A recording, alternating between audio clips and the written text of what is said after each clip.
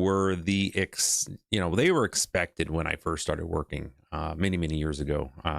And that I remember what the stress was like and the pressure where we were expected to get, to work and give everything to the company. It was, we're not going to go see family events because we have work to do.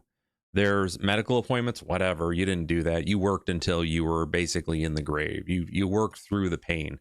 The number of folks that I remember that were like Tums and antacids, but also like Motrin and Tylenol, just sitting were like 1-a-day tablets or multiple-a-day tablets that people were taking because of the stress and just the physical toll they have on their body, and just how miserable people were. And then they coped with alcohol, and it was this spiral that you saw that when I was growing up, I saw it. And then once I entered the workplace, I saw the same thing. And there's a growing number of us that, again, my age, I'm, mid 40s right now and younger, who have looked and said, we don't want to do that anymore.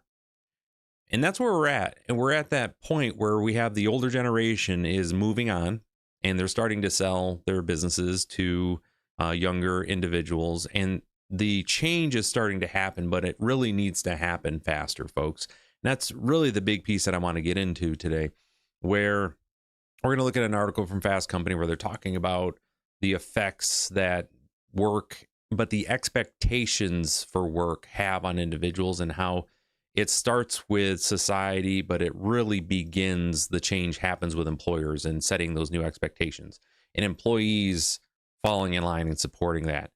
And what we're going to do is I'm going to talk about, once we get through the article here, we're going to share some of the stuff that I share with my clients, like how I am advising my clients to start the change now so they can have a better a better life for their employees, and for themselves. Like, that's the other piece.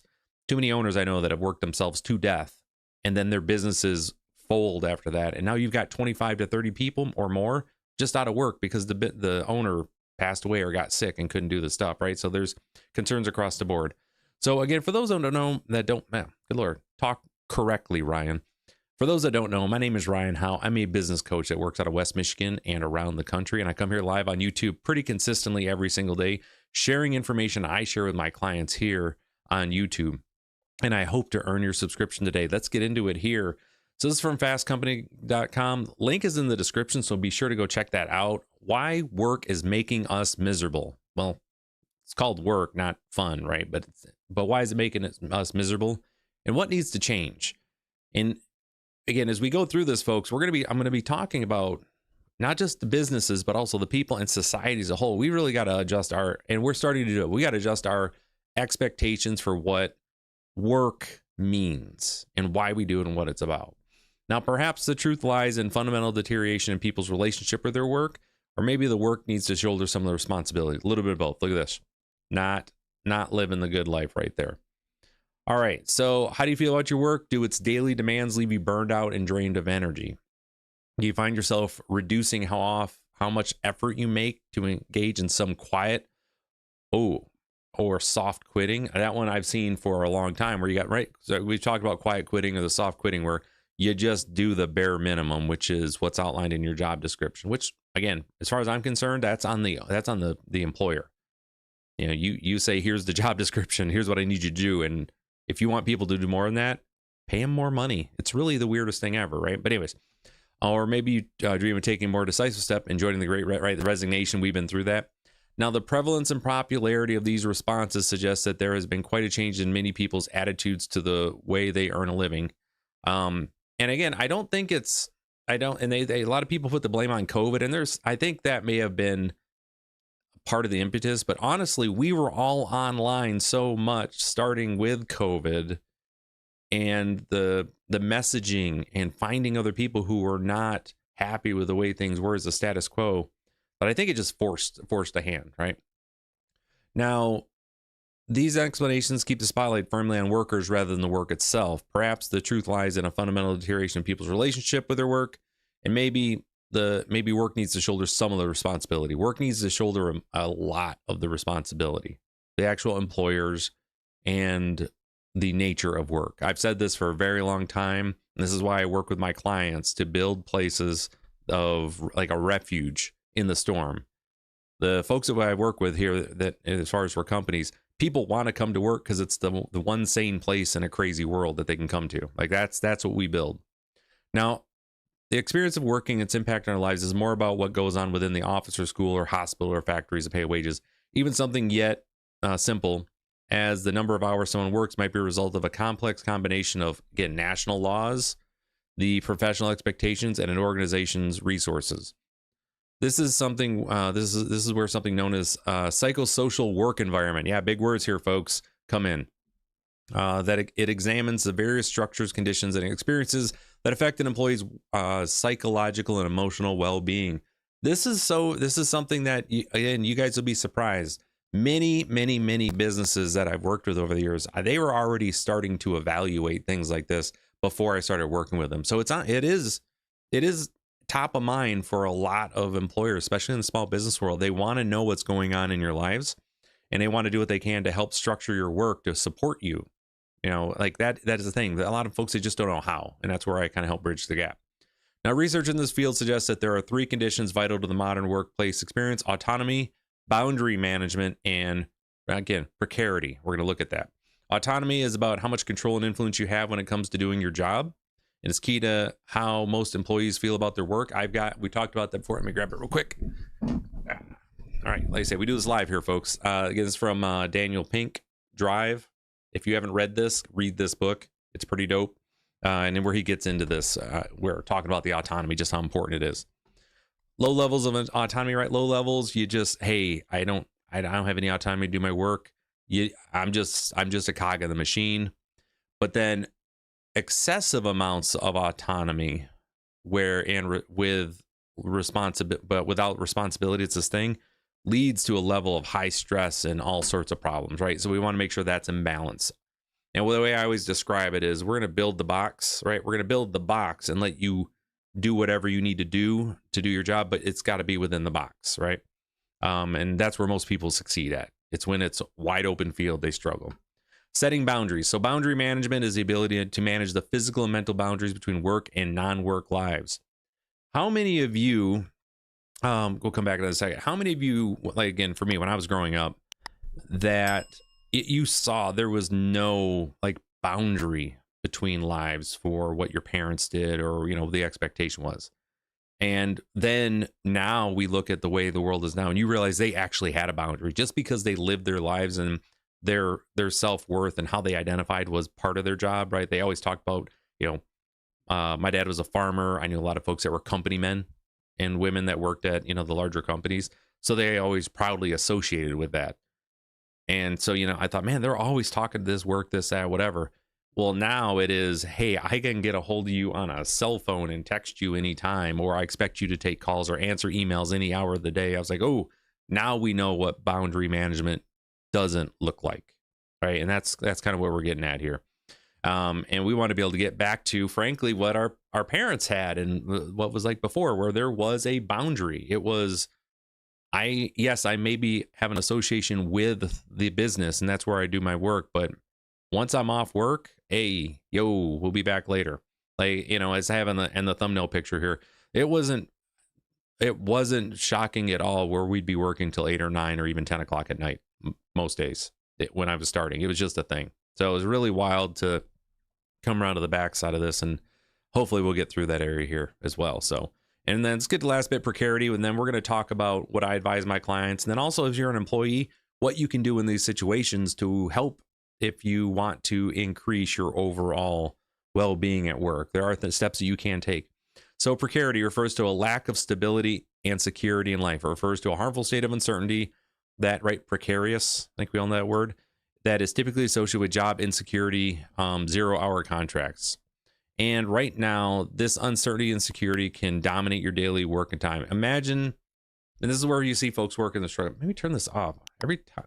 So yeah, it's my streaming software. Sorry, it wants you to subscribe, and I'm turning that off right now. Or I hit you once. So the precarious nature of work right now, which is layoffs are happening everywhere. Microsoft just got rid of 3% of their folks. They just got rid of 3% of their folks worldwide. And that is the most recent of insert millions of jobs that have been lost in the last 2 years. The federal government's, letting everybody go. All the tech giants have been cutting folks. The Microsoft folks, they were let go because they let go programmers and coding. Why? Because now again, their large language models can do most of their coding for them.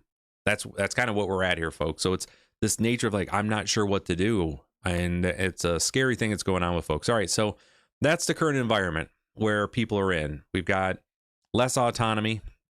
We have no boundaries. And then we are no idea if we're going to get fired or laid off or not. That's the current work environment here in the United States that a lot of folks are dealing with. So what can businesses do about that? And again, I always start at the base with this, which is comes to the job security that folks have. If you have a job for folks, that's if you've built something out, the intent is that they are there. That is a job that you need for long term. Like it's not just a short term piece. If it's short term, we're going to contract that thing out. So anybody who's hired into the company, it's already with the expectation that the work's going to be there for them. Right? That's the agreement that we're making. And that needs to be the number one thing that businesses are looking at. We have work. We hire people for the long term. And we want them to be part of a long-term business, right? So we start with that mentality. The second one is the autonomy. And it's second piece is the autonomy. And then we'll get to the boundaries, right? So the autonomy really comes down to really business owners, you have to identify exactly what the job description is for the job.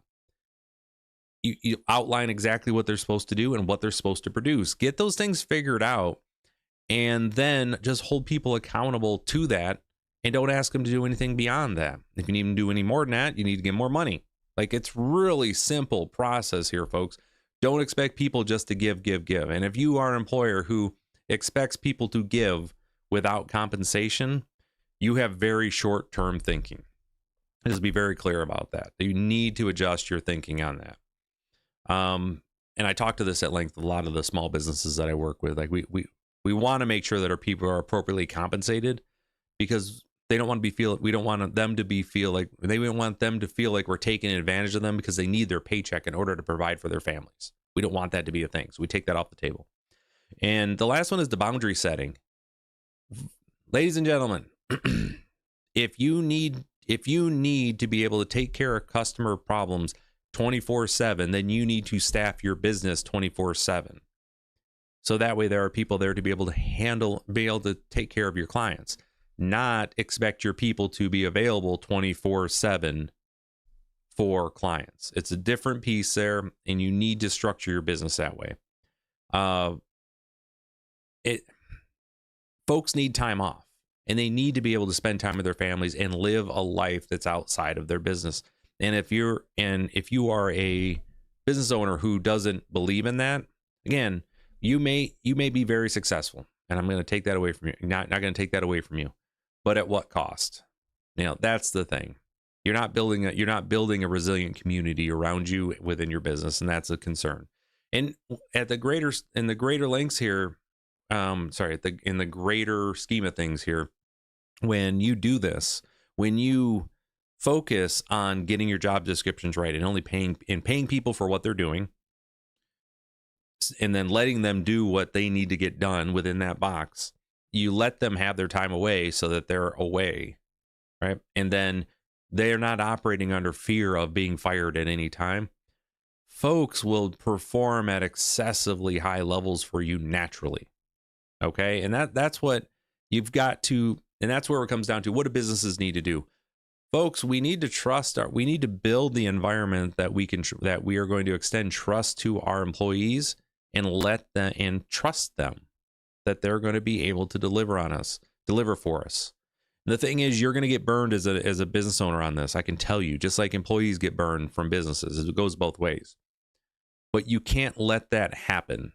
Can't let that stop you and change what you want to build, what you should be building within your company. So someone has to go first, right? It's like a negotiation. Someone has to set the anchor. Someone has to set the first price. And it's going to be business owners who have to who have to go first. You have to do it. You cannot expect employees to go first on this when they depend on you for their livelihoods. So you have to do it first. So for employees, here's the deal. You have an opportunity with businesses here to use the leverage that you do have to start setting your boundaries. But it takes you having to do the work first. You can't set the expectation that this is just going to be a thing and expect your businesses to comply. And like, you want this? Here you go. The same advice that I give to everyone is you need to make yourself extremely valuable to the company within the work that you do and your ability to grow and positively affect the business. When you focus on that and you make that your primary goal, you will then be able to then have those conversations. But you can't have those conversations before you bring value. It doesn't work that way. Okay, it doesn't work that way. Specifically in the current environment where there's plenty of people that do your work that are available, and they can trade. You can be traded out in a heartbeat. Okay, so what you want to do is once you're in, show how valuable you are. Then you can have those conversations about adjusting your boundaries and autonomy. And if you're valuable, precarity goes out the window. There's nothing. They're not going to get rid of you because of the value you bring. Okay, and just from society as a whole, this is the last piece. Just more. This last bit, we've got to get over this mindset that folks who want to come in and work hard at work and then don't want to do work at home, like they don't want to be stuck working. They don't want to bring work home with them. As again, where I was growing up, if you weren't a company man the entire time and you weren't willing to grind and do even at work, even at home, in this constant state of you had to be living the thing for your work, that you were lazy and not a good, again, you weren't a good, my case, you just weren't a good man. Like that's what the mentality was. We need to move away from that as a society and make sure that we bring the value back to our value proposition is that, hey, are we good at work? Do we perform at work? I think that's always important. But are we also good away from work? And do we make sure we value the folks that are good in their community and want to spend time with their families and do those things and encourage them and do everything that we can to support them, right? Not just from the business side, but also just from society and community wise. Are we doing that? And I think when we make that transition, we are going to see the level of productivity from our businesses and our employees and everyone go up dramatically. You'll just see it happen, but we got to get there first, folks. So again, be sure to go check out the article. Link is in the description here, and just take a look at those three pieces there and how they affect individuals in their daily lives and how they go about things. And see what you can do. If you're a business owner and you're not sure how to bridge this gap or even start the conversation about this, please reach out to me. Check me out on summitbusinessguides.com. You can find me there.